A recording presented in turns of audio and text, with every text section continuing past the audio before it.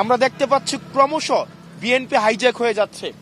আমরা শুরু থেকে বলেছিলাম শহীদ জিয়ার যেই আদর্শিক যে বিএনপি, এই বিএনপি থেকে ক্রমশ বিএনপি সরে যাচ্ছে এবং বিএনপি কাদের দ্বারা এবং কিভাবে হাইজ্যাক হয়ে যাচ্ছে তা আমরা আমাদের সামনে আমরা দেখতে পাচ্ছি।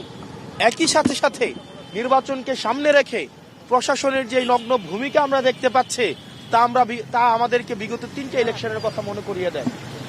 আমরা প্রশাসনের যে আচরণ, সেই আচরণ জুলাইয়ের পরবর্তীতে আমরা ভেবেছিলাম সেটির ইতিবাচক, সেটির পরিবর্তন হবে।